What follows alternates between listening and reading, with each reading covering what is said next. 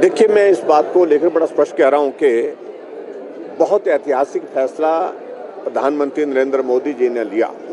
15 अगस्त 2025 को उन्होंने लाल किला से अपने संबोधन में जिक्र किया था कि हम जीएसटी में रिफॉर्म्स के लिए खुले मन से काम करेंगे। और 3 सितंबर को जीएसटी काउंसिल की बैठक होती है और जीएसटी काउंसिल की बैठक में बहुत महत्वपूर्ण फैसले लिए जाते हैं, जिसमें जो टैक्स के स्लैब है वो 12 और 18 के थे, वो तो पूरी तरह से समाप्त कर दिए। 12 और 28 के थे, वो पूरी तरह से समाप्त कर दिए।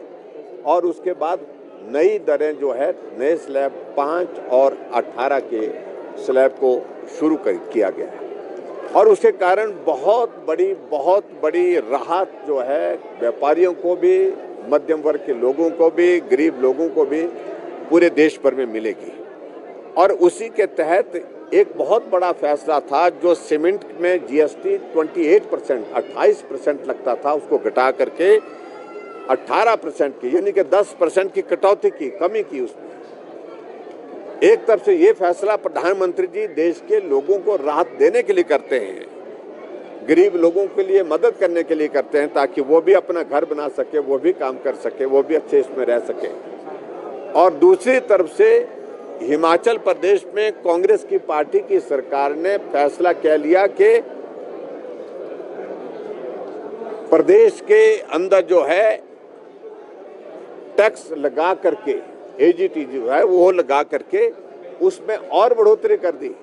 यानी कि जो सीमेंट का एक बैग में जो कीमत का जो असर आएगा वो 6 रुपये प्रति बैग से ज़्यादा पड़ेगा, यानी कि महंगा हो जाएगा। इसलिए मोदी जी देश के लिए राहत दे रहे हैं और हिमाचल प्रदेश सरकार जो है वो प्रदेश के लोगों के लिए राहत के बजाय उनको और ज़्यादा तकलीफ, उनको और ज़्यादा परेशानी दे रही है। मैं इसकी निंदा करता हूं जो प्रदेश सरकार ने फैसला लिया है। इसी तरह से वैट के मामले में भी उन्होंने पहले किया है। 7% के लगभग वैट जो है डीजल पर लगाने से डीजल महंगा हुआ। डीजल महंगा होने का मतलब सब कुछ महंगा हो गया। और इसी तरह से सीमेंट पर ये जो 6 रुपये जो एक बैग के ऊपर जो स्टेट का ओर से जो टैक्स लगाया गया है, ये वापस लेना चाहिए प्रदेश सरकार को, क्योंकि राहत देने की काम केंद्र से हुआ है और प्रदेश सरकार को भी राहत देने के लिए आगे बढ़ना चाहिए। देखिए, मैं इस सरकार में देखिए एक ही चीज़, कुछ और चीज़ तो होने वाली, ख़त्म करने की प्रक्रियाएं एक नहीं अनेक जगह। संस्थान 2000 से ज़्यादा बंद कर दिए, हर जगह टैक्स लगा दिया गया और जीना मुश्किल हो गया गरीब आदमी का।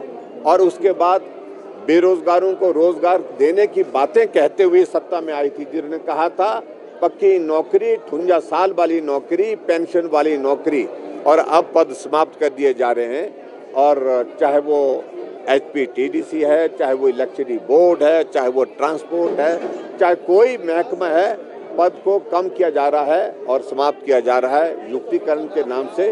नहीं, ये तो सीधे समाप्त करने की दिशा में आगे बढ़ रहे हैं। अब हिमाचल प्रदेश के लोगों को स्वयं अपने आप को एहसास हो गया है कि बहुत बड़ी चूक उनसे हुई। आकर के यहाँ पर 1500 करोड़ रुपए दे करके गए। मैंने अपनी बात कही है, जब से हिमाचल प्रदेश बना है आपदा एक बार नहीं अनेकों बार आई, लेकिन आपदा की घड़ी में कोई प्रधानमंत्री इस हिमाचल प्रदेश में आए तो इनका नाम सिर्फ और सिर्फ नरेंद्र मोदी जी हैं, जो आए और सिर्फ उनने दौरा ही नहीं किया, उनने हिमाचल प्रदेश में आकर के 1500 करोड़ रुपए का पैकेज का ऐलान किया है।